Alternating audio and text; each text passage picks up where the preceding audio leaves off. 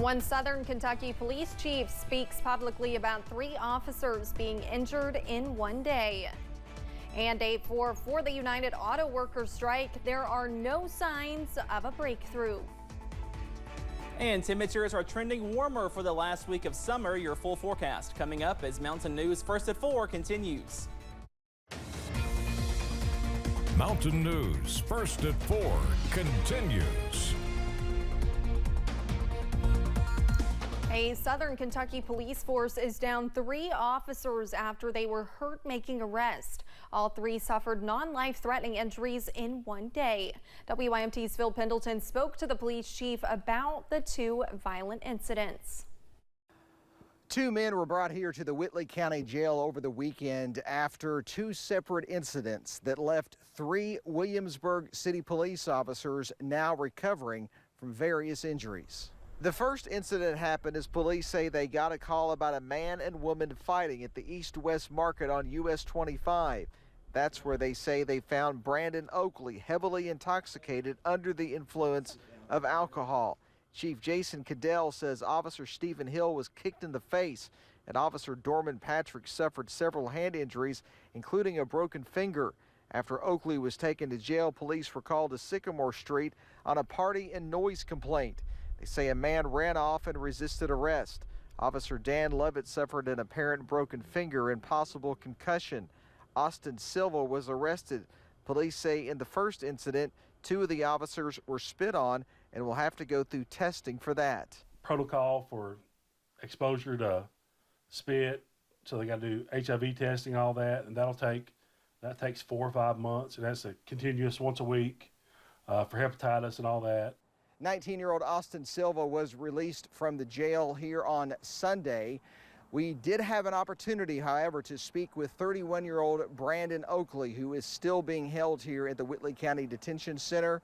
More on what he has to say coming up at 5:30. But for now, Whitley County, Phil Pendleton, now back to you. All right, thank you, Phil.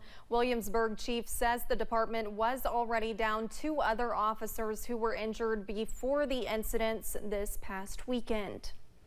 Police in Los Angeles County have arrested a suspect in connection with the ambush murder of California Sheriff's Deputy. CBS's Danya Backus is in Palmdale, California with the latest.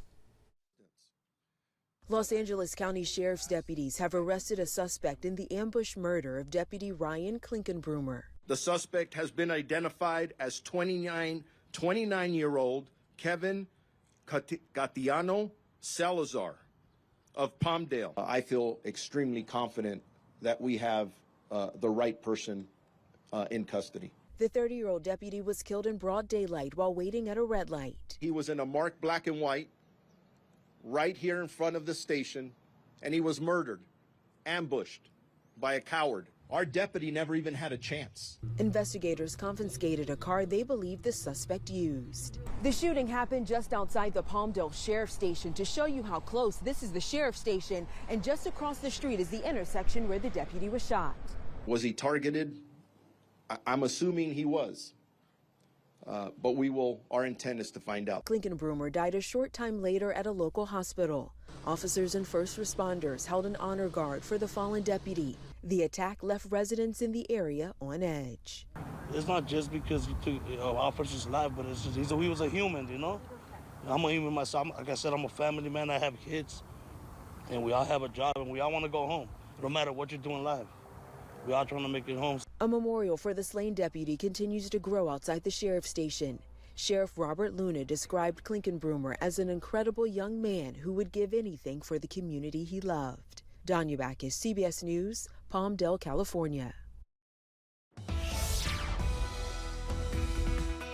Well, the forecast is fantastic as we kick off your work week. We're dry under some sunshine, also some very comfortable temperatures, and this awesome weather will continue into your Tuesday, but we are trending warmer later on this week. Here's a look across the region right now from the WYMT studios to Pikeville, Moorhead, also the London Corbin Airport, looking at plenty of blue sky back in the distance. We are watching out, though, for maybe a few spotty sprinkles, especially in the Big Sandy, zooming into portions of Pike County, also into Floyd County, maybe a few spotty sprinkles showers. Most of us are dry, though, as moisture continues to decrease as we go into tonight. Those temperatures right now in the upper 60s and lower 70s. It does not get much better for the end of September. 69 for Pikeville, 68 in Grundy, and 66 over in Wise, up to 73 for London and 77 over in Somerset. We are counting down the days as fall does kick off on Saturday, so we are watching out for that, but not done with summer just yet, as temperatures are trending warmer later on this week, back in the middle to lower 80s. Those full details coming up in just a few minutes. Olivia?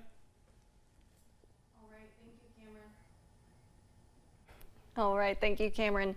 The auto workers' strike against Detroit's Big Three is now in its 4th day. There have been no signs today of an early breakthrough that might end the strike, and the United Auto Workers have threatened to escalate their walkout against Ford, General Motors, and Stellantis.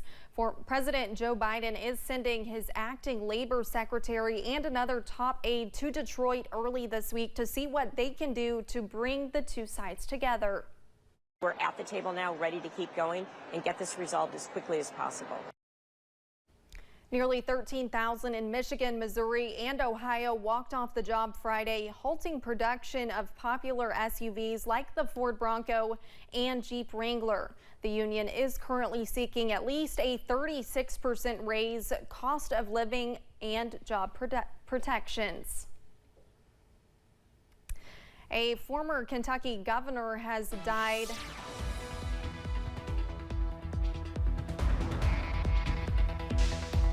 A former Kentucky governor has died. Kentucky Governor Bruton Jones died Monday at the age of 84. Jones was governor from 1991 to 1995. We hope to have more information about this story coming up tonight at 6.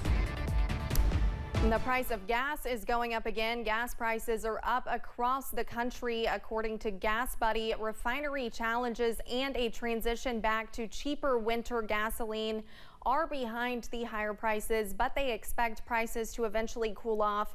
According to Gas Buddy, the average price of gas in Kentucky is about $3.51 a gallon.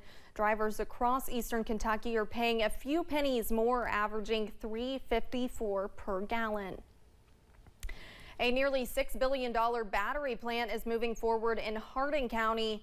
It is a 1,500-acre battery manufacturing campus expected to bring in 5,000 jobs. A lot of the workforce is expected to come from the area. The public had a chance to hear from Blue Oval SK at a town hall. Officials say so far people seem excited about what the new plant will bring to that area. Kentucky servicemen and women took a special trip to the nation's capital during the weekend. Honor Flight transported veterans to Washington, D.C. One of those veterans says it was hard to tell who was more excited, the congressmen they visited or the vets themselves.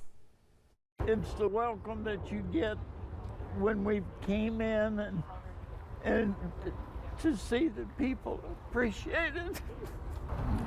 Like I say, it makes your heart feel good. For some of the vets, it had been a while since they interacted with active duty military. Some of the vets say they could not stop talking about the experience. Coming up as First at 4 continues, Ford Motor Company announces layoffs as many of its workers strike. Plus, we are tracking high pressure to keep us dry for much of this week. All those details coming up after this break.